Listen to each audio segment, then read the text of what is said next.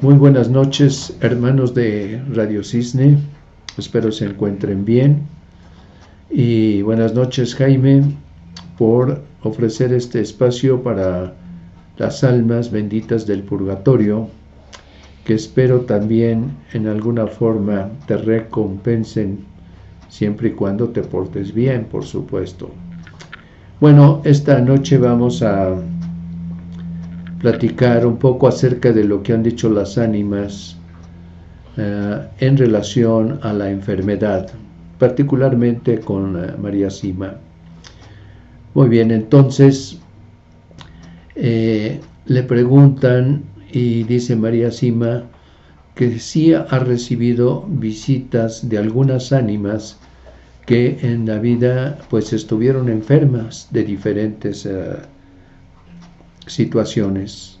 Sin embargo, cuando estas ánimas se hacen presente, ya no se ven normalmente discapacitadas, por decirlo así. Si alguna vez estuvieron en sillas de ruedas o tenían algún problema en algunas de sus extremidades, en cualquier parte, no, se ven bastante bien, se ven recuperadas, inclusive algunas sonrientes y alegres. Pero hay que tomar en cuenta que María Sima solamente puede ver a aquellas que están en el tercer nivel, en las que ya estarán próximas a salir siempre y cuando nosotros les demos sufragios a ellas, que es para esto que se ha formado este apostolado. En una ocasión sí tuvo que ver a el ánima y la veía sufriendo de gota, y esto fue necesario porque ella tuvo que hablar con los familiares y solamente hablándoles de este particular detalle de la gota que sufría, pues iban a entender que se trataba de un familiar suyo y con eso pues atender lo que estaba solicitando este familiar. Pero también pudo ver a un alma que se le presenta, que en la vida estaba muda y ahora hablaba perfectamente. Así que normalmente podemos ser visitados, aunque sean sueños, y ya verlas sin la enfermedad que padecieron en la vida. Hay otras personas que sí logran ver al alma, al ánima, sufriendo de alguna manera de algunas heridas. Esto se refiere a alguno del primero o el segundo nivel del purgatorio, y las ven así, digamos que están sufriendo. Recordemos que hay dos tipos de pena: la pena de daño y la pena de sentido. Y las que están pagando por alguna pena de sentido, vamos a decir que son aquellas que en la vida pecaban mucho con la lengua, pues criticaban demasiado, la murmuración, la difamación, que casi no la entendemos, pero es pecado mortal, y la crítica, ¿no?, severa, ociosa. Entonces estas almas efectivamente están purgando también una pena de sentido. También se dice que de acuerdo el pecado, pues, es la penitencia que ellos están ofreciendo. Yo quiero compartir algo que a mí personalmente me sucedió ya hace varios años, pero yo ya me dedicaba a hacer lo que podía por estas almas del purgatorio. He dicho que al principio difundíamos hasta 7 libros, ¿no? Y lo seguimos haciendo. Pero recuerdo que yo tuve una prima que tenía síndrome de Down.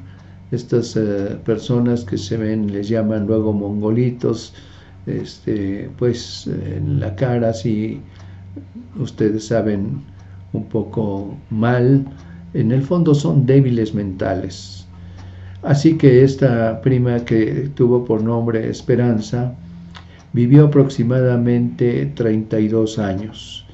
No viven mucho estas personas, pero tampoco mi familiar, mi tía, que era la madre de ella, pues la envió a alguna escuela para que mejorara en algunos aspectos. Este es un error, hay que enviarlas, son muy capaces si se les instruye. No fue el caso de esta prima mía. Sin embargo, estos débiles mentales, yo no había reflexionado, pero son sujetos también del purgatorio. ¿Por qué? Porque al igual que los pequeños niños, tienen ya noción de lo que es el bien y lo que es mal.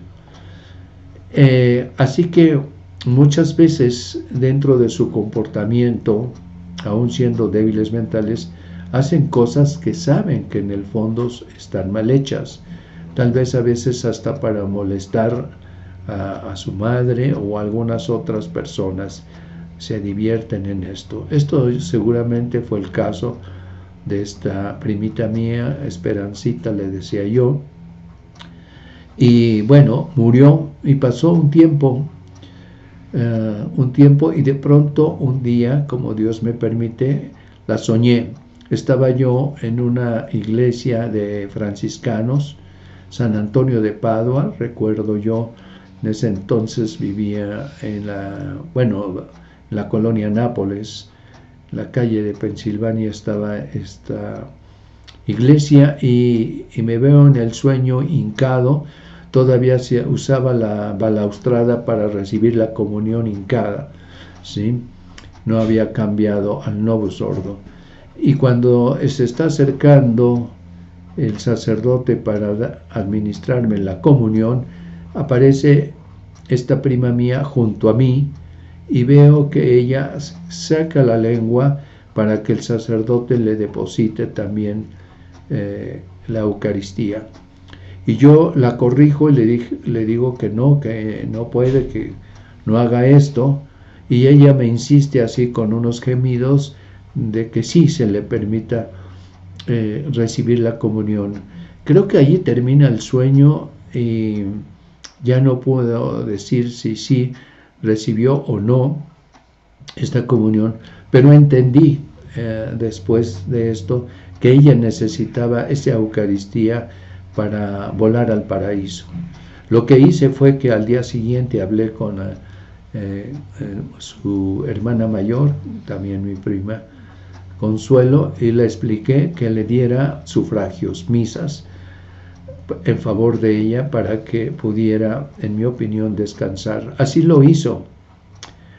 Nunca más volvimos a tener una insinuación de esta prima mía, y entendí que había ido a descansar al paraíso. Pero lo comenté porque sí la vi tal y como era aquí en la tierra. Se me presentó así, pues para que yo me diera cuenta de que se trataba de ella.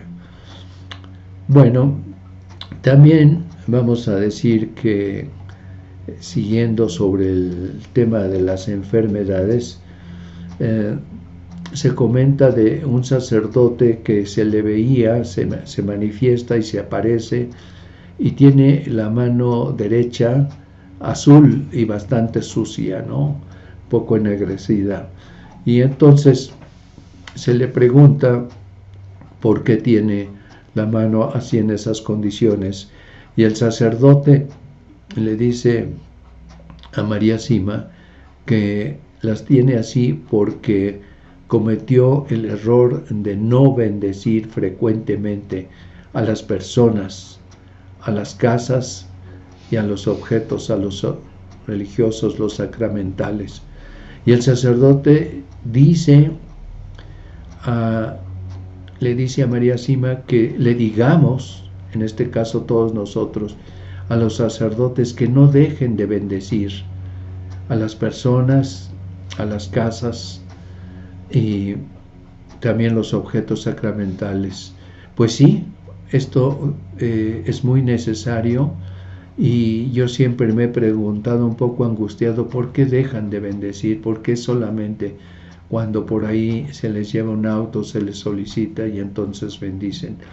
Pero deberían ellos una o dos veces, todos los sacerdotes, salir a bendecir las casas y con eso ver qué necesidades hay en esas casas. A mí les comento que me gustó mucho cómo vi que en Roma, estuve un tiempo en Roma, y resulta que el sacerdote cuando va a pasar, me parece que es por Pascua, ya los habitantes saben perfectamente y dejan una etiqueta en el edificio, en el número del departamento que les corresponden, aquellos que sí desean que el sacerdote pase a bendecir su casa. Esto me pareció formidable. Entonces esto, por ejemplo, lo dejan el lunes y el miércoles ya está pasando el sacerdote a cada una de esas casas o departamentos, porque allá hay muchos edificios, para pasar a bendecir. Y fue así como también el sacerdote se pudo dar cuenta de mi cuñada, ella en paz descanse, se llamaba Jana, que estaba pues ya muy enferma de cáncer, pero fíjense que este hecho de pasar hizo que la confesara, la confesó y le dio la absolución y pues bueno, nosotros nos sentimos muy bien porque por lo menos murió con los santos óleos esta persona. Vean ustedes la necesidad, digámosle a nuestros sacerdotes que no dejen de hacerlo y que vayan a las casas a bendecir. Ahora bien, siguiendo con la situación de las enfermedades, hay algunas personas que, bueno, antes de esto quería comentar que se le pregunta si los enfermos de SIDA será un castigo para estas personas por sus pecados. Bueno, aquellos que están enfermos de SIDA y que incluso pudieron haber contagiado a niños, ¿verdad? No solamente puede ser un castigo, sino más bien es un acto de desagravio, ¿sí? Por lo que se hace, es un acto de inmoralidad tremenda, pero Dios lo permite. Podría, por supuesto, haber cura para ellos, pero se dice que esta cura pues no es rentable económicamente y por lo tanto no hacen caso para sanar. ¿Cuál es la cura? Pues la cura no es más que Jesús y los 10 mandamientos. En el momento en que nosotros dejáramos de pecar, vamos a evitar una cantidad de enfermedades tremenda, sobre todo con los pecados mortales. No podemos permanecer ni un rato con un pecado mortal, hay que acudir inmediatamente al sacerdote. Este tema que vamos a continuar en el próximo programa de las enfermedades, sobre todo graves enfermedades por no perdonar, lo veremos en la siguiente cápsula. Por ahora les sigo invitando a que formemos un fondo para las almas más olvidadas, por las que nadie ora. Y les he invitado, pues, no tiene que ser un gran desembolso, ni debe de ser algo así resignado, hay que hacerlo con alegría, porque Dios y esas ánimas nos van a regresar todo lo que hagamos por ellas aquí en la tierra. Para los que viven fuera de aquí, con $6 podría ser al mes suficiente, y los que vivimos en esta área de México, pues 100 pesos o lo que ustedes digan. Yo agradezco porque hay gente muy generosa que no se limita a este mínimo. Ustedes saben quiénes son y ustedes están haciendo posible que también algunos sacerdotes puedan sobrevivir.